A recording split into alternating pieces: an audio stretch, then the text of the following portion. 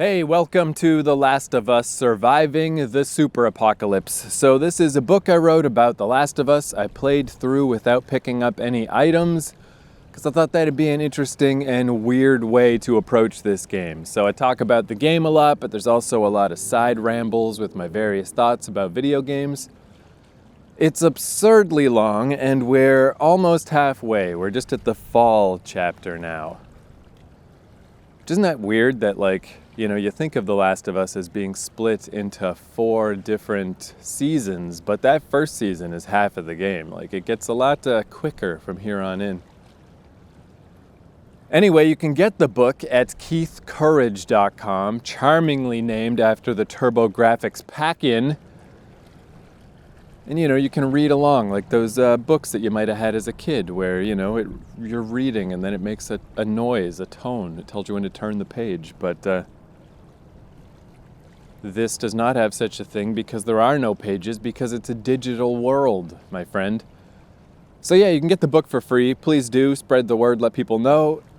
And the usual disclaimer, I'm recording this on an abandoned beach rather than in an actual recording booth because I like it. I like hanging out on a beach. So you get, a sea shanty feeling. Just imagine you're in Monkey Island with the waves lapping against the beach and occasional bird noises and maybe even a train that goes by once in a while, because why not?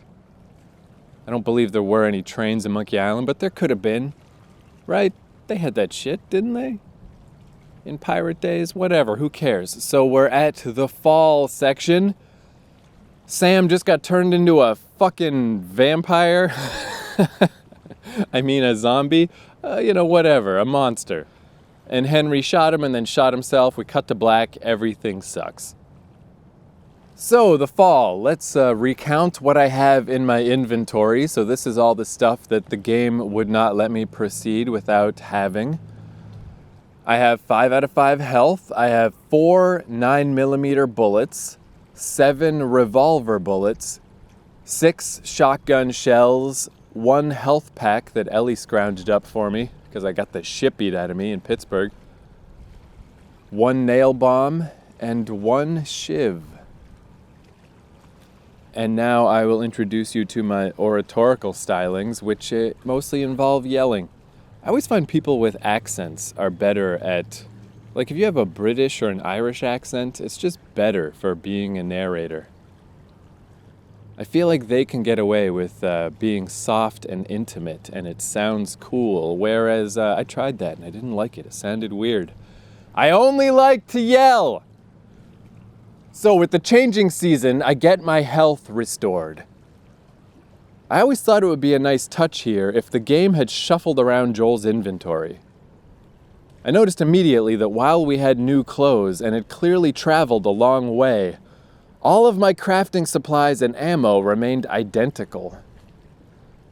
I guess it frustrates wienerly gamers when you mess with their virtual shit, but having a different array of stuff in Joel's inventory would help sell the idea that they'd done some traveling.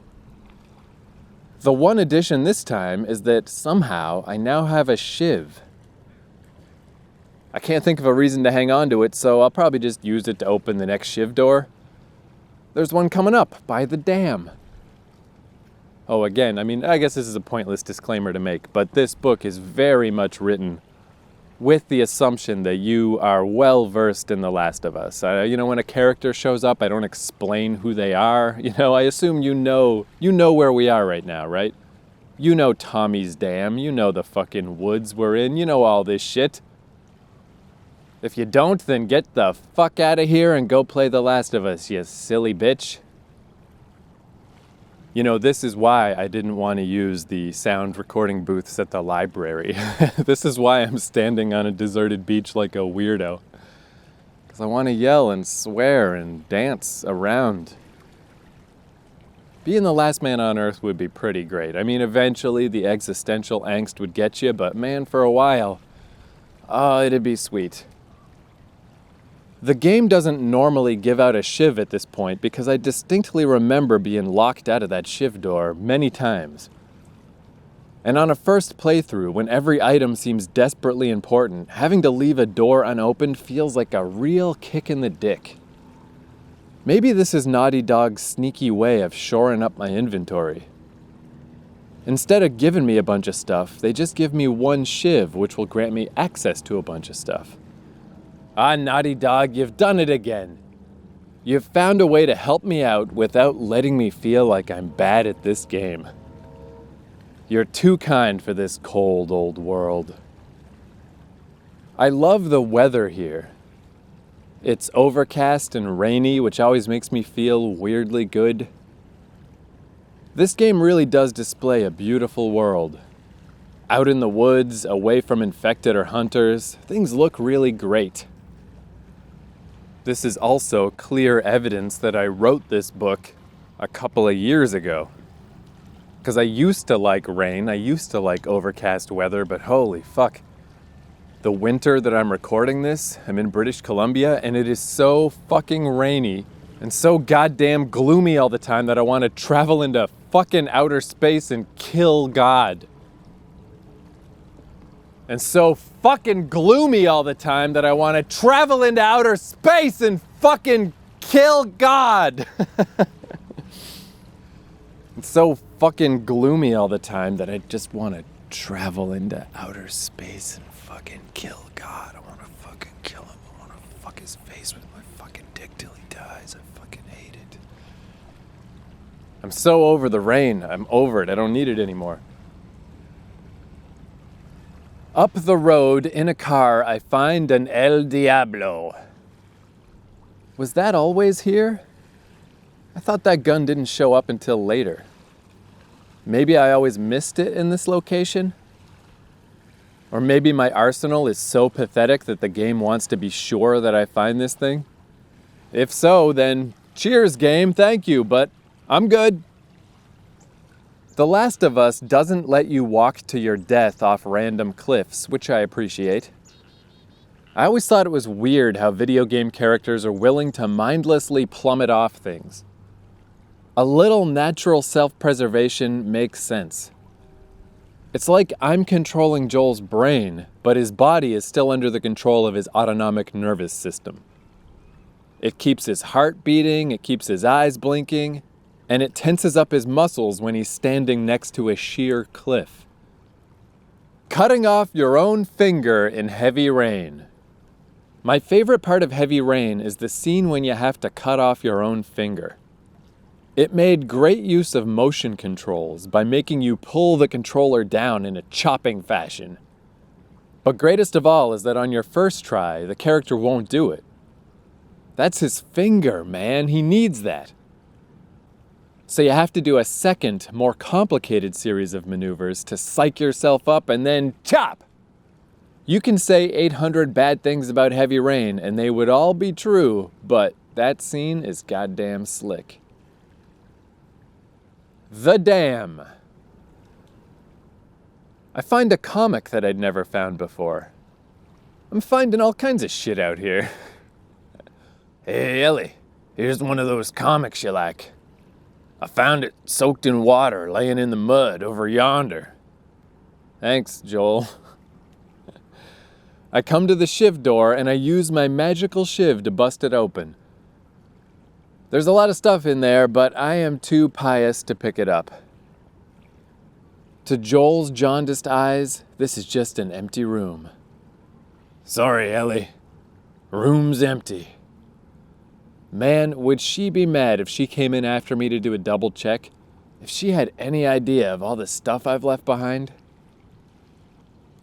But at least I pick up random fucking comic books that are laying in the mud. Video games as toys. You know, no wonder this fucking book is so long, right? Like, every little thing that is like, oh, this makes me think of that. I should put it in this book.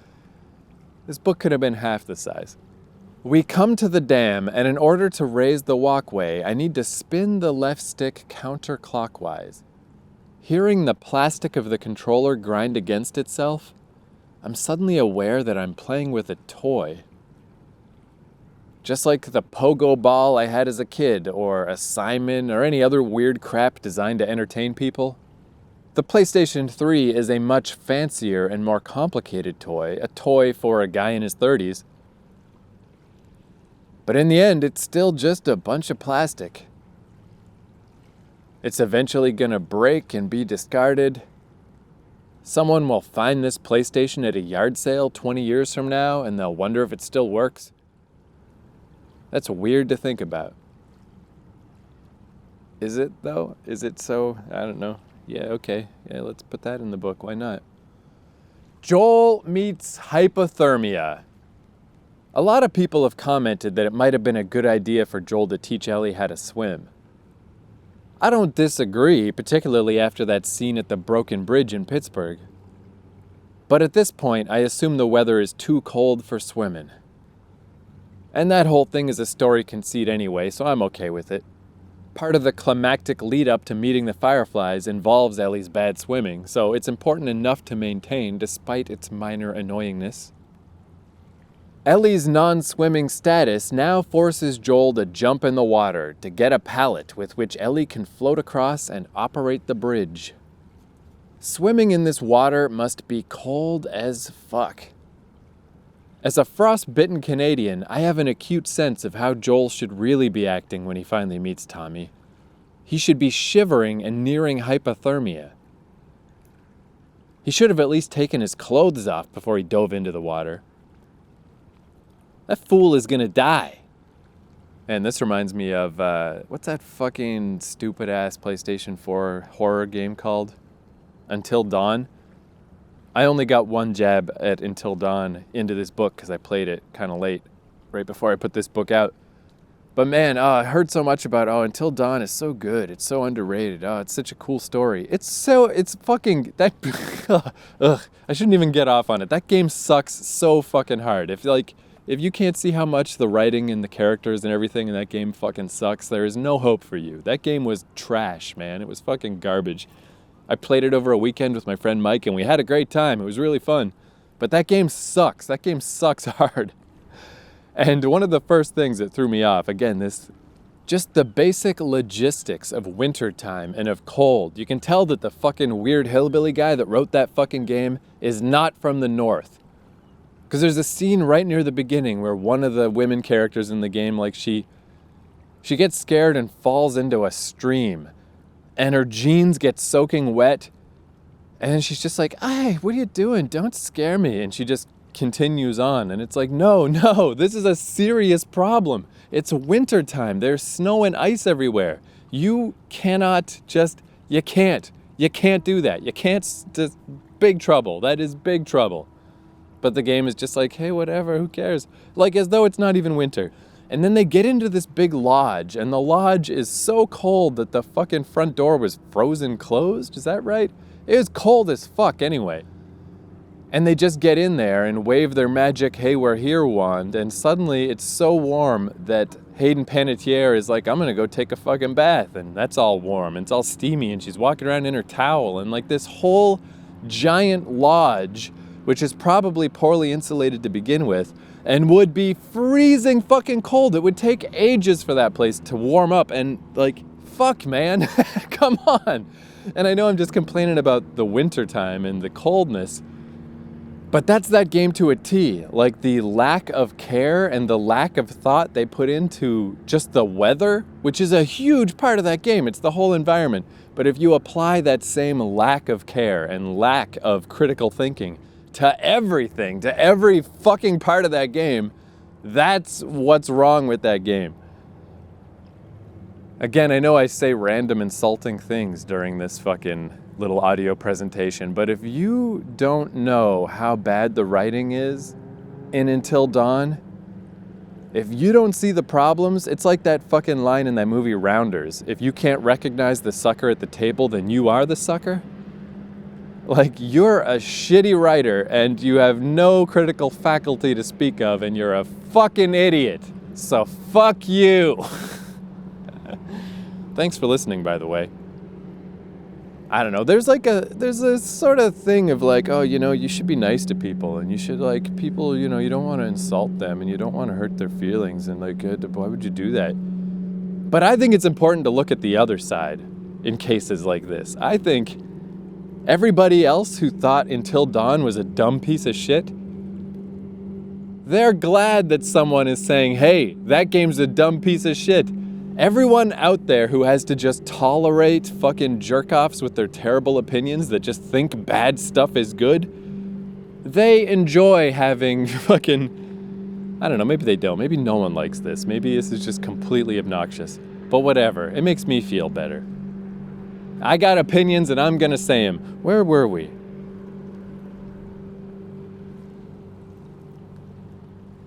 Whoa, I just drank too much coffee. I'm just fucking agitated about nothing. But that being said, if you think that Until Dawn is an acceptable level of writing for any kind of medium, you deserve to die. So speaking of dumb ideas, here's a dumb idea of mine. Sanity meter. I know having exhaustion meters, coldness meters, and gun degradation would really mess up this game. But there's a part of me that wants all of that stuff. There's a hypothermia mod for Skyrim and a heat mod for New Vegas. I know this isn't the place for that kind of stuff, but those types of effects in games are really interesting to me. Instead of an air meter, maybe Joel could have an all-purpose discomfort meter. After diving into freezing cold water, he could be more sluggish. His aim could be worse and his dialogue could become more terse. But if he does well in combat, then he could feel better. Kind of like the sanity meter in Eternal Darkness. Again, I know this would make things more complicated than they need to be, but if I ever get to design a game, I look forward to driving development to a halt with all of my impractical nonsense. 5 by 5. Ellie puts her hand up for a high five as Joel crosses the bridge. This is a bonding moment that a lot of people mention, but I decide to deliberately not reciprocate. I'm surprised to find that having Joel ignore Ellie's high five actually makes the scene feel more natural. Joel must be fucking freezing after swimming to get that pallet. He can't be in a good mood. The fact that he's keeping his misery to himself is plenty. You can't expect him to be giving out fucking high fives. We find a kid's grave. And Ellie flat out says she wants to talk about what happened with Sam and Henry. It just reminds me of that old Oni cartoon, the SpongeBob one. It's a boy's corpse. Joel stonewalls her, forcefully enough to make it clear that forgetting the past is a real conviction of his. It's not some generalized opinion or something he just doesn't want to deal with. He treats it like survival. You simply don't talk about the dead. You don't think about them, you don't consider them. Their influence in your mind can hurt you, and might even kill you. So you don't talk about them at all. As frustrating as it would be to deal with someone who's so obstinate, I have respect for Joel's position. I don't live in an apocalypse, and I have no survival reason to forget the past. On the contrary, I think about the past a lot. But I don't know what good it does me. Months and years after something happened, I'll realize I'm still thinking about that. It's like having a ghost in your head. It might be better to just pull down a gate and do what you can to keep that shit cleared out. Yeah, it's another case of, this is something I wrote, some time ago. And even just in the past few years, I have kind of changed a bit as far as nostalgia goes. I get hung up less. I think a lot of it is just that I started exercising, and man, it makes a difference. It's just so much easier to not let your head dwell in stupid shit when you just physically feel better. And yeah, I used to do a lot of ringing in my brain of like, oh, there goes the train. A lot of just like, oh, let's think about this, let's worry about that, let's remember those times and blah, blah, blah. And yeah, after a while, you start to realize like, this is not getting me anywhere. This is doing me no good. And I'm finding it much easier now as I get older to just live in the present. Okay, let's take a little break while this fucking train rumbles by.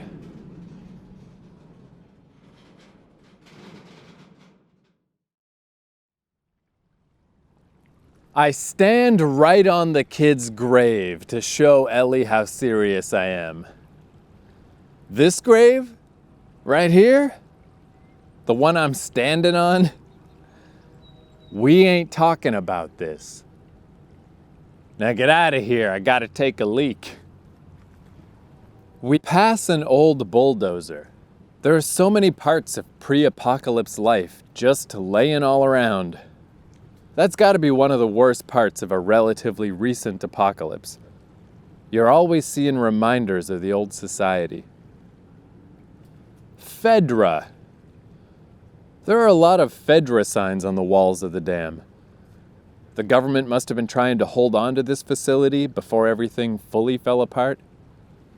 I assumed Fedra was some American federal institution that I was unfamiliar with, being a humble and hard-working Canadian.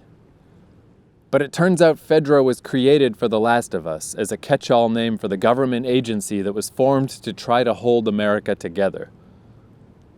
Through the evidence provided, it seems like Boston may be one of the only major cities Fedra still controls. It's funny that I only really noticed the Fedra signs at this point in the playthrough. They're probably all over the place. But I just glossed them over as generic government set dressing. As far as American federal agencies are concerned, I didn't know what I didn't know. That reminds me of I was playing fucking Trivial Pursuit with some Americans one time, and something about the District of Columbia came up, and I was like, dudes, this was like 10 years ago, but I was like, I've never heard of that. I don't know what the District of Columbia is. And they were like, Washington, D.C., you dummy, the fucking capital. But I'd never heard that before. The District of Columbia, it just doesn't come up in Canada. Tommy's power plant. Inside a little control shed is another El Diablo, and I spit on it! This room also has a map. I like how Joel has no problem stealing paperwork. In the power plant, he won't take the schematics while other people are using them, but as soon as everyone is distracted, he'll nab them. What a weird dick. We decide to cut through said power plant rather than walk around it because this is a world where walking around stuff is nigh impossible. But there are people in this plant! Oh no! Their first impression must be that Joel is a crazy mountain man traveling with his child bride. The new nuclear family. 1 murderer and 1 teen. All subsequent children are then considered additional brides.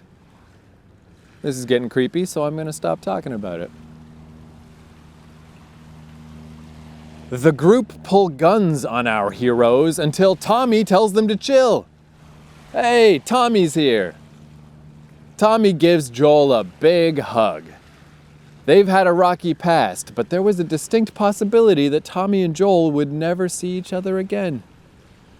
So in that first moment, it must feel real good to be reunited. Tommy is married to a gun-toting lady named Maria, who's the leader of this community. They're trying to repair the power plant. Man, where did all these waves come from? Maybe like a whale went by. Underwater, unseen by me. They're trying to repair the power plant, which had been supplying power to the nearby town where they live. Seems like a pretty respectable operation they got going. We head inside and we pet some horses. Ellie reveals that she's ridden a horse before, which is elaborated on in the American Dreams comic. Ellie and Riley knew a watchman named Winston, who was tasked with monitoring a disused shopping mall. Winston had a horse, and for a small sum of booze, he'd let you ride it. Good guy, that Winston. Fell off his horse and died. Thanks a lot, Last of Us. Tommy and Joel head off to check on some dam business, and Ellie is slightly reluctant to go with Maria. Maybe the stuff with Henry and Sam freaked Ellie out more than she let on? Or maybe she couldn't help but notice that everyone in the world seems to want to kill her. It's gotta be feeling pretty real by now that there is no heading back to Boston and that Joel is really the only support that Ellie has. But she agrees to go with Maria while Tommy and Joel have a walk and talk. Tommy tells Joel that he traveled back to Texas and visited their old houses. He gives Joel the photograph we saw at the start of the game of Joel and Sarah after a soccer game. Man, seeing your daughter's face for the first time in 20 years without any particular warning, that's gotta be rough. Joel gives the photo back to Tommy. Take your ghosts, Tommy, take 'em. We don't need 'em around here. You thoughtful prick, we piss on kids' graves around here. Tommy says about his group, they're good men. This place gives them a second chance. It gives us all a second chance. He delivers it better than that. He could be talking big picture about how they're rebuilding something similar to the pre-apocalypse civilization. Or he could be talking on a more personal level, insinuating that these men were hunters and raiders. This community could give them a chance to redeem themselves from their many murders past. It seems likely that at least some of Tommy's men would be reformed hunters. Tommy himself is one, and in this world it's almost weirder not to have some murder on your resume. That fact could be good for Joel when he eventually returns. He won't be the only former monster among the ranks. They walk past a woman who's standing watch, and Joel introduces himself as Tommy's brother. She says she knows word travels fast. From her vantage point, she probably saw Joel leap into the water and grab a pallet. I hope she didn't see him standing on that kid's grave. Even in the apocalypse, people are always watching you. You can't stand on a kid's grave in peace. Pop in. Some guys are looking at a schematic on a table, which Joel will later steal. And it's the most obvious example of texture pop-in I've seen so far. I wouldn't have thought twice about how blurry the schematic was until it suddenly popped into higher res. Whoa! Suddenly it's very noticeable and it seems like I'm freaking out.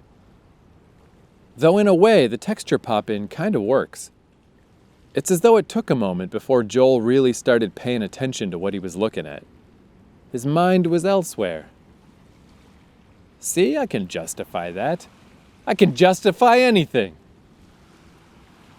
Texture resolution could be a neat conceit for a game. The important parts of a character's life could be in high resolution, while all their coworkers and random nobodies could be in low res. The character could be walking through a city full of weird, blurry textures, representing people that they don't give a shit about. And as the protagonist gradually falls out of love with their partner, that person could keep getting blurrier, while the new love interest comes into sharper and sharper focus. Dude, that would be indie game wankery at its finest. Repairing the power plant. I like that there's an attempt to place the crafting items in areas that might make sense. A bottle will be lying on a table, or rags will be in a laundry basket. When it works out, it's a nice touch. Uh-oh, speaking of bottles, there's one on the ground. That means there's gonna be a fight here, Tommy. If there's bricks and bottles lying around, there's gonna be a fight. That's how it always is. If you'd seen the shit I've seen, you would know that by now. Joel stops to pet a dog. That's one thing that's really great about this story. This guy who potentially dooms the human race is also a guy who genuinely enjoys petting a dog. He's just a dude, just a dog-petting dude. Tommy's men get the power plant repaired and cheer their victory. The Last of Us is a bleak story, but that level of harshness makes the rays of light seem brighter. Seeing those lights come on, that is a great moment. It wouldn't mean as much in a happier story, but against a backdrop of things being so fucked up, this power plant success seems pretty amazing. Tommy and Joel catch up. Once the two are alone, Joel tells Tommy about Ellie's immunity. He then tries to convince Tommy to take Ellie the rest of the way to the Fireflies, but Tommy doesn't wanna. Joel says, "Have Maria get some of your born-again friends to do it." I love that line. I wish I could deliver it better. But to Joel, that is clearly an insult. The idea that these people are trying to reestablish themselves into a more righteous life is basically a joke to Joel. I also love how quickly things devolve between the brothers. The veneer of familial civility is real thin. Joel's arguments quickly reduce to, "Tommy, I need this." I think Joel is already feeling the ghosts of the past nipping at his heels. He knows that bonding with Ellie is dangerous for his mental state. Of course he didn't high-five Ellie at the dam. He's not in bonding mode. He's in survival mode, emotional and otherwise. Horrible, nasty man. The first time I played The Last of Us, I didn't think too much about the encounter with Tommy. But hearing the brothers argue about the years they spent together and the severity of what they'd done to stay alive, it definitely helps explain Joel's later actions. Joel mentioned to Ellie that he'd been a hunter, but this is the first time we hear about the depth of his violent past. We don't get specific details, but Tommy says the things they did to survive were not worth it. They did things so bad that Tommy still has nightmares. Deep down, Tommy doesn't even think his own survival is justified. We also don't know that Joel had any intention of quitting that life. It could be that Tommy leaving was the only thing which spun Joel off into the somewhat less brutal life of being a smuggler with Tess. But by pretty much any definition, Joel is a villain. He is as bad as any of the hunters that we've met, and maybe worse. If this story were told from any other perspective, Joel would not be the hero. Imagine this story from Marlene's point of view. Marlene's no prize herself, taking part in violent and basically aimless guerrilla warfare. I'm sure she's gotten plenty of innocent people killed. But she considers her actions more righteous than she does Joel's. Tommy had vouched for Joel, but Marlene had no illusions about the kind of person that Joel is. From the word go, she was aware that she was leaving Ellie in the hands of a murderer.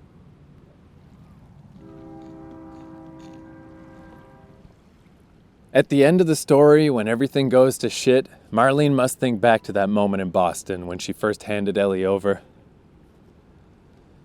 She must feel a kind of inevitability to how things turned out. She had limited options, so she gave Ellie over to a psychopath. And look at what happened. If The Last of Us had followed Marlene's trek across the country, with Joel as a side character, nobody would be on Joel's side. Joel's actions would seem incredibly tragic and insane. But I don't feel that way about Joel. I've been given enough opportunity to see Joel as a regular person that he remains humanized despite his actions. At the end of the day, I'm actually on Team Joel all the way. I guess what I'm saying is that stories are bullshit. You can make anybody look bad or anybody look good. It all depends on what slant you take. That's the beauty of our mushy human brains. The power plant attack! Holy shit! Now that the power plant is operational, the local raiders have decided to attack. No time for arguing now, time for fighting! It's a little arcadey how all of these enemies suddenly burst in. But it makes more sense than no sense, which is really all the sense I can ask for. Fight scenes. A common complaint about both Uncharted and The Last of Us is that there's too much combat and that the combat itself isn't so great.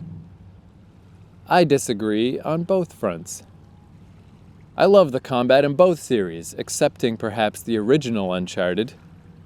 But in general, I could actually go for a little more combat. I have a theory about why people sour on the combat in Naughty Dog games. It's because the storyline's so strong. The characters and plot are the main draw, so players begin seeing the combat as an impediment. It's as though the video game is getting in the way of their movie. For players who only play Naughty Dog games once, I can understand that notion. I only really start to find the combat fun during subsequent playthroughs. There's a strong forward pull during that first playthrough, and having it interrupted can be frustrating. But during later playthroughs, it's easier to focus on individual scenarios. I know what's coming next, so there's no big hurry to get there. I'm already where I want to be. I'm playing the game. Once I get into that perspective, I don't mind playing a combat encounter over and over. It becomes fun to try different approaches and unusual strategies. Once you take the time to learn the systems of Uncharted and The Last of Us, you start to realize how well crafted they are. It becomes like a Zen exercise, trying to slowly puzzle out the best way forward. The ship's hold from Uncharted 3, for example, becomes like a little Zen garden. This guy's got a shotgun, that guy's got a shield, the whole place is eventually gonna tip over. It's fun, dude. Delighting in fighting. The tone of Tommy's power plant feels like a reversal of Pittsburgh. In Pittsburgh, the overall reason for being in the city was a bit contrived. But once there, the specific combat situations made sense. Here, the setup is great, but the combat feels forced. Ah, shit, they got in. And they're spread out in just such a way as to make this an appropriate arena for video game combat. Damn it, this always happens. This fight definitely feels like it was included for the sake of having a fight scene. And the next fight during the horse chase feels much the same. It might have been cool to remove all the combat from this section. Maybe just keep that one fight in the ranch house at the end. The raiders could have noticed the horses and come in to investigate. Removing all the other combat would be a ballsy move. And as I've said, I have no problem with fight scenes. But making this area fightless might have been a neat thing to try. It'd be artsy. However, that is not the case, so fighting it is. The Power Plant Battle Slog. The amount of strangling I'm doing is definitely starting to get weird. There are two large groups fighting each other who are both very well armed. But I'm creeping around the battlefield, taking people out with my bare hands. I have a shotgun right on my back. But guns aren't my style. I prefer to sneak in and to murder up close, whispering into the ears of my prey. You like this power plant?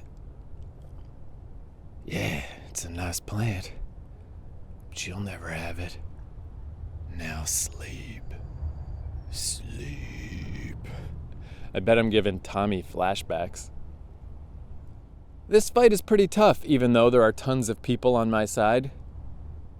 Tommy's group are not very good at shooting people, so it's mainly up to me and my strangling hands. One detail I like is that when a bullet misses Joel, he flinches out of the way. It's a nice change from older games where protagonists were like bricks who just stood stock still no matter what happened to them. Little flecks of blood might fly off them, but that was about it. I also like how Joel is sometimes knocked backward after getting shot. It's a little shocking when it happens because it's so uncommon. Some bullets will graze Joel, hardly hurting him, while others are direct one-hit kills. I wonder if the type of bullet wound is random or if the game is actually keeping track of where I'm being shot. I feel like there may be a level of depth going on here that's hard to be fully aware of. To see it, you need to be on your 4th playthrough, painstakingly fighting through every battle with your dumb fists. Only then, in that fevered state, do the depths of the combat begin to reveal themselves. Or you may be losing your mind, but either way, it makes things seem cool. Another nice touch is how characters will touch nearby walls. It felt a little heavy in Uncharted 3, where Drake would practically lean over to make sure he touched every single surface. But here, wall touching happens mainly while crawling. In older games, the character would have pressed their face into the wall, sliding along at a weird 30-degree angle. Here, Joel uses his arms to move along, so he doesn't look like he's face-planting straight into every surface. Futuristic. My piles of combat attempts are starting to blend together. 20, 30? Eventually, I just start running, trying different routes to see what'll happen. I run around the back of some machinery, up the stairs to the 2nd floor, through a door and out a window. I punch 2 guys to death, and I finally get checkpointed at the next section.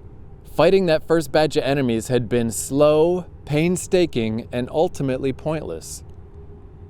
Turns out the brave can just plow right past. Once I trigger that next checkpoint, I hear someone through the radio say, "We got him!" Oh, did you? Did you really? Are you sure this game isn't just clearing the enemies behind me from memory? You idiots sure got suspiciously effective all of a sudden. I do love finding weird stuff like that. I never would have known that you can just run past that encounter if I weren't playing this game like unto a fool. Though this means that I didn't get a chance to steal those power plant schematics off the desk. Which is a shame because Joel loves stealing those plans. Bridge battle. Now we're battling on the bridge-like section of the plant. It's kind of nice how the bad guys will look out for each other. I attack this one guy and another guy notices, grabbing me from behind to help his buddy out. Those little touches make the enemies seem a lot more realistic. I believe in the Grounded documentary that in early builds, the fights were way too hard.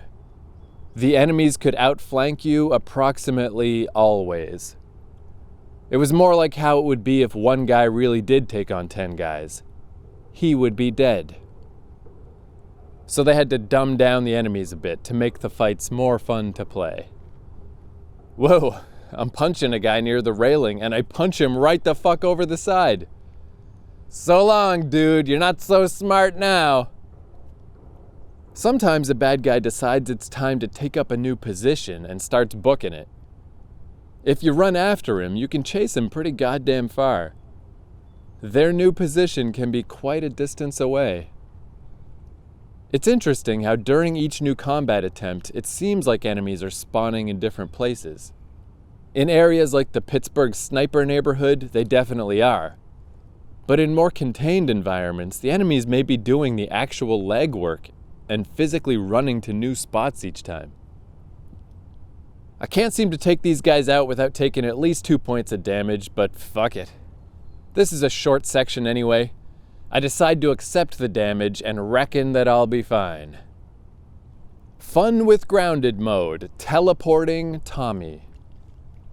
Yeah, so if you're just jumping into this section, I did a follow-up playthrough after I played through with no items. I played again on Grounded mode just to try Grounded mode out, in which I do pick up items. So, during the Grounded mode version of this fight, I managed to run straight past the first section.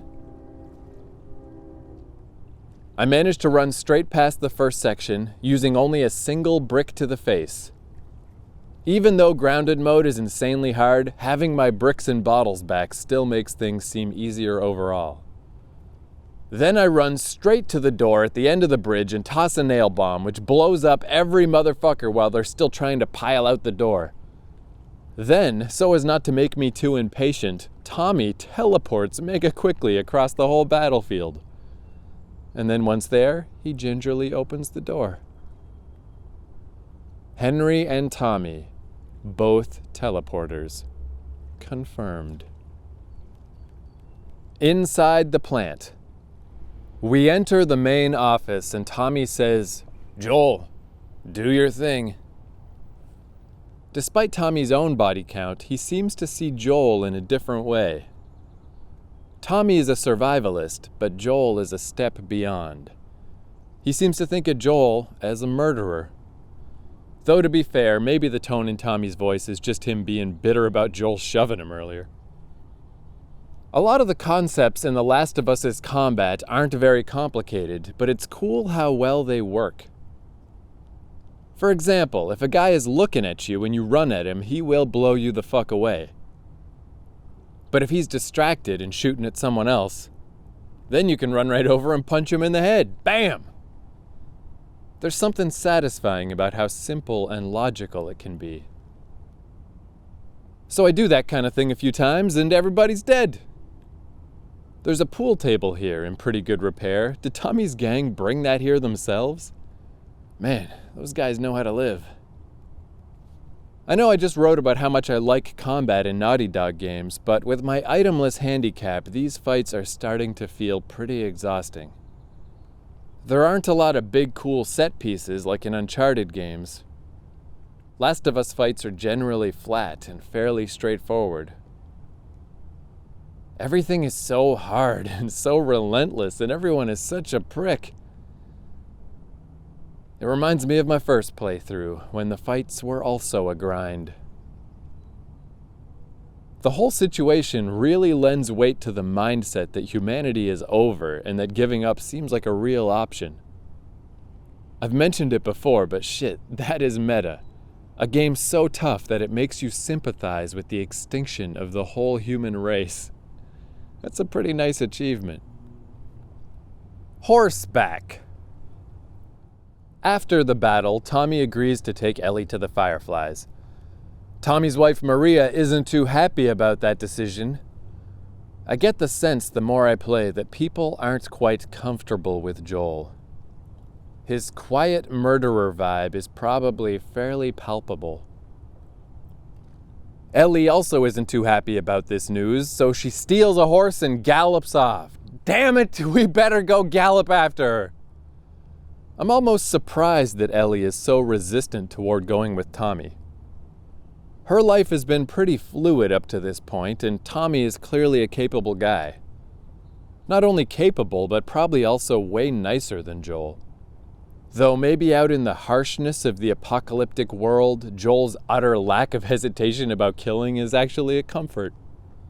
Maybe Ellie prefers traveling with an unflinching psycho man. Taking this story to its conclusion, if Ellie had gone with Tommy, the Great Firefly Massacre would never have happened. But on the other hand, Ellie would also be dead on an operating table. So whatever, man, you're damned if you do, etc. Horse controls. I really liked the horse controls in Shadow of the Colossus. I think the people who didn't were missing an important distinction. In Shadow of the Colossus, you were commanding the horse like a real rider would. You weren't controlling the horse directly. Once you got used to that idea, you could just let the horse handle itself most of the time. In comparison, riding a horse in other games, like Red Dead or Gun, feels like you're driving some kind of horse car. But given how little horseplay there is in The Last of Us, these controls seem fine. They aren't breaking any molds, but this ain't some kind of horse riding game. Let the horse riding games redefine riding horses. I'm looking at you, Mary Kate and Cloney Kate. Ambush! While on horseback, if you look down past one of the guardrails, you can see the house where an ambush is about to happen. But there's nobody down there. And speaking of, whoa, we've been ambushed! This ambush really does feel weird. Like, what happened when Ellie passed through here? Did she just blast through so quickly that the hunters weren't ready? Dang, some chick just went by. Better set up our ambush, lickety-split. If I were going to remove any fight from The Last of Us, it would definitely be this one. It seems like the most artificial, hands down. I'm at full health again, so I guess I didn't need to worry so much about that last fight. That's unusually nice of the health gods. They sure weren't this generous about health refills back in Pittsburgh. Maybe it's the being out in nature, being in the woods. It embiggens Joel's soul. I should probably take a little break from this game. I'm 15 goddamn hours in. Even on my very first playthrough, I had everything stitched up by now. Itemless battling really is painstaking. During this fight, I take another 2 points of damage, but since I started at full health, it's no big deal. All that's left is that little fight in the ranch house, so I'm good. Do your worst, Alpine murderers. The ranch house. I'm moseying along on my horse to see if I can spot anything I hadn't noticed before, but my slowness fucks me up. On the last jump before the ranch house, my horse's legs get stuck in the level architecture and I have to restart the section. I'm playing this game at about half speed and pushing at all of its corners. I'm basically daring it to break. So, unsurprisingly, it has been breaking more than usual. Ellie's horse is tied up outside of the titular ranch house, so it stands to reason that she's inside. Shut up. Joel and Tommy tie up their horses and head on in. It's hard to judge the status of this house. It's definitely not 20 years dilapidated. It's actually in pretty good shape. All of its windows are intact. There's a chessboard on the coffee table with pieces still on it. But no one's lived here in a few years at least. Lots of parts of the house are pretty messy, and the wine rack in particular is really dusty. How embarrassing. Maybe some people were making a go of it here until recently when some hunters raided the place. Though there aren't any corpses, so maybe the residents actually made it out alive? Or maybe I'm looking way too much into the status of this one random house. Hunters, man, they're the ones really fucking up the world. It's the classic zombie trope. All of this adversity could be overcome if only people could band together. But they can't. Instead, it's an orgy of shameful, shameful murder.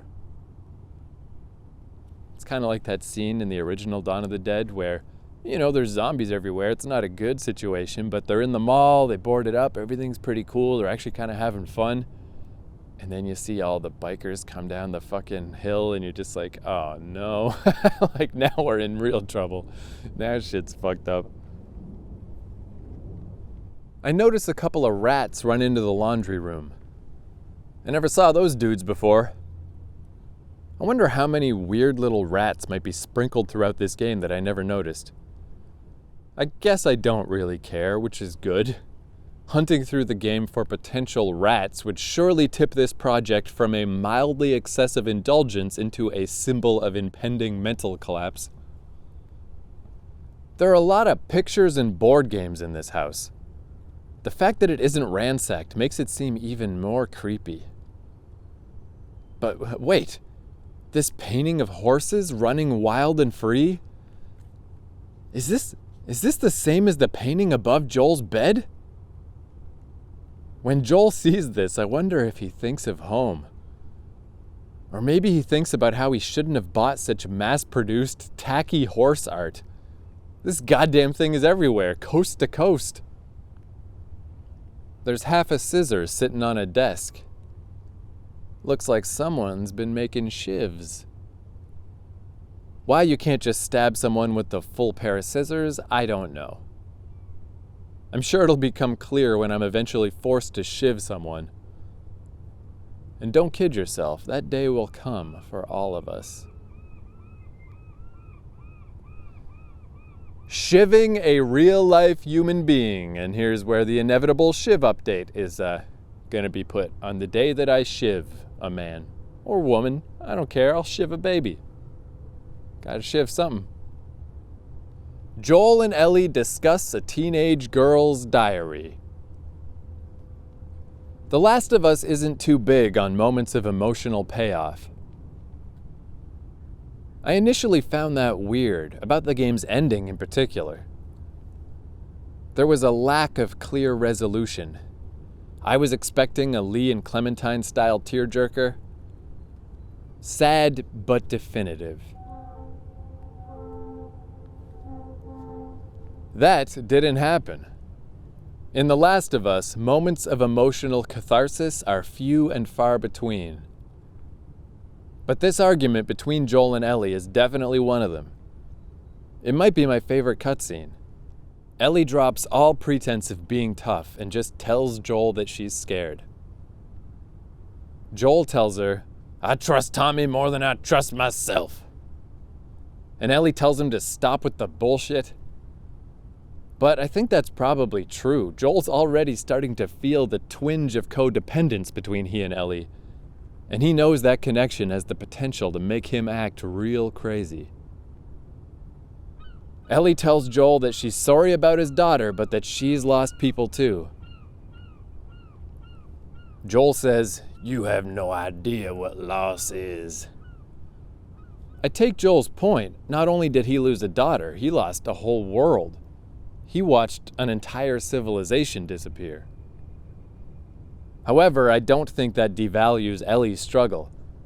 It may even be more tragic, as she never even knew what the old world was like. But it is a different kind of loss. The weight of the loss that's pulling down Joel's mind is different. The old world isn't some theoretical place for him. He was there. He saw it all come down. Playing Left Behind changes the tone of this scene a bit.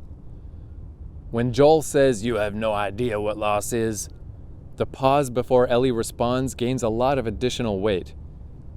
In that moment, she must be thinking of Riley, and it must seem unbelievable to her that anyone in this world would have the gall to make a claim on loss. When Ellie tells Joel that everyone she cared about had either died or left her, her expression is perfect. In some ways, these cutscenes are better than movies. It's like the dream George Lucas had with Episode 1, where he talked about being able to digitally alter the actors' performances. For him, it was the rambling of a lunatic, but here it works. Naughty Dog has the ability to tweak expressions and to combine takes without cutting away to construct a near-perfect scene. In general, video game storytelling is leagues below movies. But these motherfuckers have jumped so far ahead that, in ways, these performances are better than movies. I'm sure thespians would hate to hear this, but the Naughty Dog method seems like a technological advancement in acting. These results are becoming better than what an unaided human could perform on their own. It's a computer-aided assist combining the best elements of different performances into one incredibly tight scene. Objectively good. I know my predilection towards seeing art as objectively good or objectively bad is ultimately unhealthy. It's how my brain works, but I know I shouldn't give in to it. Trying to insist that my random opinions are right can only lead to a life of anger and crankitude. However, I really don't think art is entirely subjective. Some things are clearly better than others. For example, the dialogue and acting in Naughty Dog games is better than it is in other games. It's not some kind of occasional accident, it's always better. They have a method of production that consistently raises the level of what they produce. They also have an ear for talent and really good tonal taste. I've mentioned the story of Neil Druckmann insisting on multiple retakes of Sarah's death scene because the scene can't just be good, it's got to be redone until it's great. I imagine this was a similar scene. It turned out so well that I'm sure it must have taken a lot of work. If you were to submit a single scene as a quintessential example of how good The Last of Us is, I think this would be it. Music cues. The music cues are also great in this game. Here, during this first real reckoning between Joel and Ellie, the wrong music would be disastrous. But the music carefully floats in and it sounds just right. In the last few years, I've become very sensitive to music cues. Watching movies and TV shows from 15 years ago, the music can be overwhelming. It's very on the nose and almost always lacks subtlety. It's like a laugh track for emotions, and it can start to feel suffocating. The music in The Last of Us doesn't feel that way. I think that can be partially attributed to its style. Less conventional musical styles can sometimes integrate more seamlessly than a standard score. For example, in both Buffy and Angel, the music feels very heavy. Especially after repeated viewings, the score can seem very blunt and inelegant. There is never any ambiguity about how the score wants the viewer to feel. On the other hand, the music in Firefly does not feel that way. All three shows are by Joss Whedon and follow a similar format and have a similar tone. But only the Firefly score services all of the standard TV moments while remaining unobtrusive and organic. Its bluegrass world music style doesn't seem like music calculated to make an audience feel a certain way. It just feels like music. The score of The Last of Us has that same quality. It's often very understated and doesn't feel manipulative. Here's where I repeat the fucking anecdote about the road. It's amazing when you're writing a book how you don't remember the shit that you already wrote. I remember watching a scene in the movie The Road where a potentially dangerous group was approaching and the score swelled super big and it seemed so unnecessary. The music didn't need to give me that tip-off. In fact, by doing so, it completely took me out of the moment. Quietness would have worked so much better. Music. Just another way in which The Last of Us outclasses everybody. I know Naughty Dog themselves can't be this obnoxious about their achievements, but I can. Naughty Dog fucking rules. They rule and everyone else sucks. So take that, everyone else. Yar, them's fighting words. So back to fighting. Joel in Ranch Battler. I like this ranch fight. It's short and it's not too hard, but it allows for some unique moments. This is where I first realized how cool the smoke bomb is. It's probably the most ignored item because it doesn't damage anyone directly. But messing with people who are caught in the smoke is a pretty fun thing to do. Not for this Joel, though. This Joel can only dream of having a smoke bomb. So it's back to the creeping and the strangling. The last couple guys in this fight look pretty old, maybe nearing Joel's age. I hadn't been paying much attention to the enemies' faces. I wonder what the ratio is of young to old hunters. Maybe someone, an inmate or what have you, could design a pie chart. And then it jumps back to Tommy's Town. You know, there is a couple parts in this book where I think I take for granted a little too much that the reader knows all about The Last of Us. Like, I really didn't describe the end of that fight or anything that happened.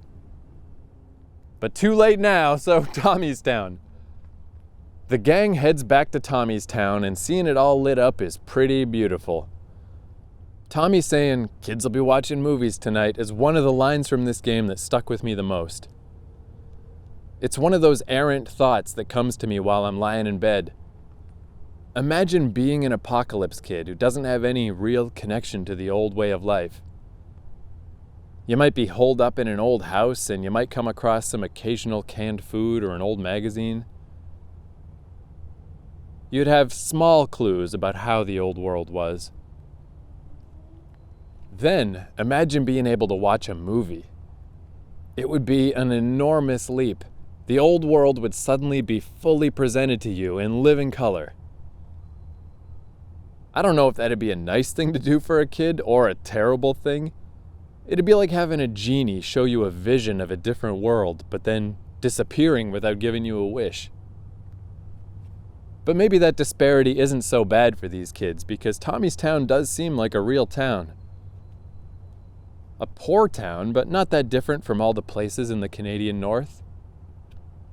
I've known people from tiny towns where people have to make weekly supply runs, or where supplies need to be flown in during the winter.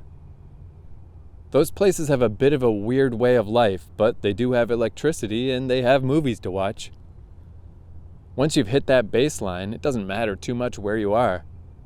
You're still basically connected to modern life. And Tommy's town has those things.